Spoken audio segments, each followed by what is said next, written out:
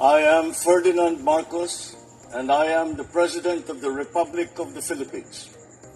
I stand today on behalf of 110 million Filipinos. Hi everyone, hello universe, it's me again. Kung natatandaan nyo mga kababayan, yung pinakaunang video na in-upload ko na kumbaga binuksan ni Pangulong Marcos Jr.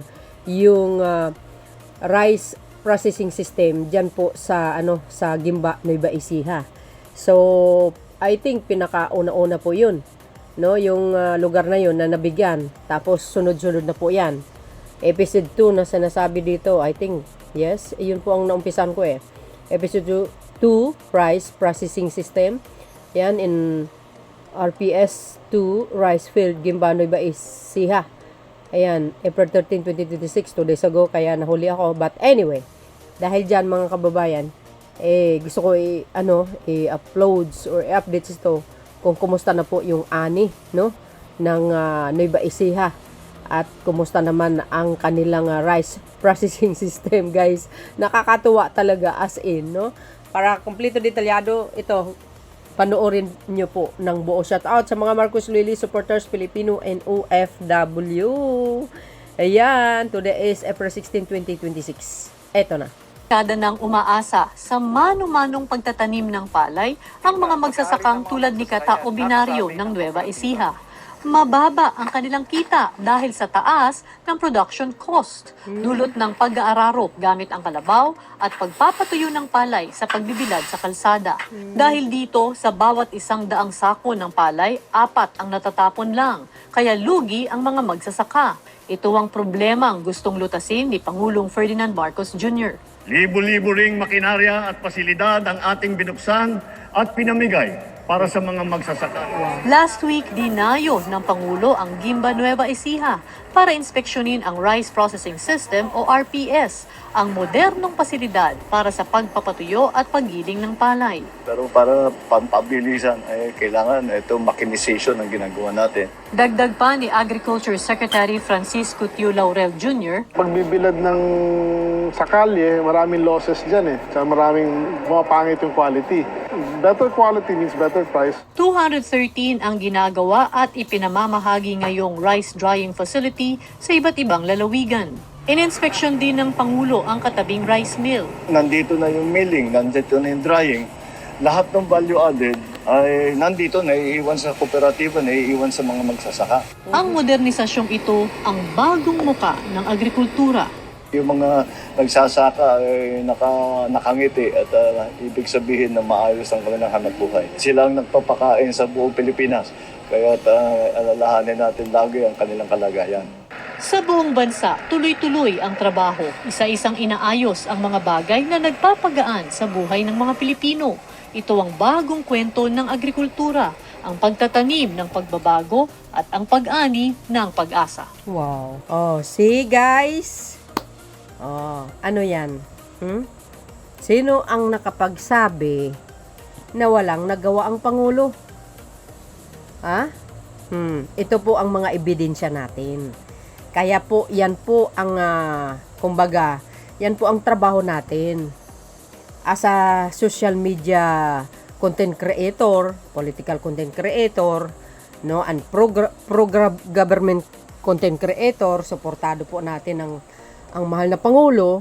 Ito po ang pinaka-role natin. Sa simpleng paraan, ma-share po natin itong mga magagandang programa ng Pangulo nang sa ganun, mga kababayan, maipaabot sa lahat ng ating mga kababayan na Pilipino na ang Pangulo ay may ginawa. Taliwas po sa sinasabi ni Sara Duterte na wala daw nagawa ang Pangulo. Ang Marcos administration and the rest. Kinukutya ang Pangulo, inaalipusta, sinisiraan, pero look, mismo na po ang taong bayan ang nagsasalita, di ba? Kitang-kita naman siguro ang ebidensya. And this is ang pinakamalaking proof na ang Pangulo ay talaga namang number 1 priority niya ang magsasaka. Look at that. Diba? For the first time, mga kababayan, maraming mga administrasyon nagdaan. Binigyan ba ng kalinga ang mga magsasaka? Hindi. Binigyan siguro pero hindi kasing 100% na pagtulong ni Pangulong Marcos Jr. sa ating mga magsasaka. Number 1 priority niya kasi yan eh. Mula nung 2022, ayan na ang kanyang inaatupag. Ang mga magsasaka tulad yan, no? Yung mga ganyang mga harvester na yan, na talaga namang true DA, ay gaganda talaga ang ani ng mga magsasaka. At malaking tulong po sa kanila. Lahat yan, lalo na yung rice processing system na yan. Naku po, hindi mo na kailangan talaga ang magbilad sa gilid ng kalsada kasi sabi nga ng Pangulo or ni Secretary Laurel, kung magbilad ka kasi sa kalsada, maraming mawawala eh. Maraming maiiwan ng mga butil ng palay.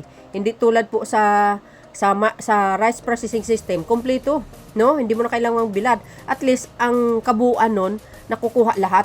Walang naiiwan, walang nasasayang, walang kalat-kalat. Tulad sa kalsada pag nagbilad ka, 'di ba? 'Yun.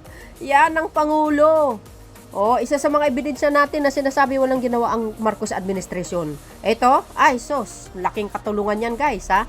Not only the Nueva Ecija, but all over the Philippines. Alam po natin dahil may video tayo, ina-upload natin yan. Ilocos Norte, lahat, saan? Bandang Pilipinas na nagpunta ang Pangulo para inspeksyonin yung mga rice system na bagong gawa. You see guys? Yan ang sinasabi niyo walang ginawa. Of course naman, patay mali lang ang mga anti-Marcos. Sa mga puon nila, wala naman nagawa eh. 'Di ba? Ang mayroon yung mga EJK, yun lang. Pero ito, talaga naman. Tapos gusto nyo pabagsakin. So do you think papayag ang Diyos? Hindi Hindi papayag ang Panginoon. At saka ito, matalino ito. Plano nyo palang pabagsakin, inuunahan na kayo. Ngayon, sino ang dehado? Hindi kayo. Sino bang nakulong? PBBM pa ang talino niyan. Hindi nyo basta-basta pabagsakin ng isang matalino. Maraming paraan yan. Lagi ko nga ang sinasabi guys, Si Pangulong Marcos Jr. tahimik, hindi palaway pero mapanganib ang galaw niyan. Plano nyo pa lang, uunahan ko na kayo. Naks naman, presidente ko, matapang, tahimik, pero may gawa. Palaban yan guys. So yun mga kababayan, abangan nyo po ang mga magagandang programa ng ating mahal na Pangulo. Ayan, i-upload natin dito. Hanggat kaya natin, dahil sa sobrang dami yan mga kababayan, hindi kaya ng energy ko. Naks naman. Thank you guys for watching. Follow me and like. Hit the button bell para lagi kayo updates. Okay? Bye and baboos. God bless Philippines. There's more. Bye everyone.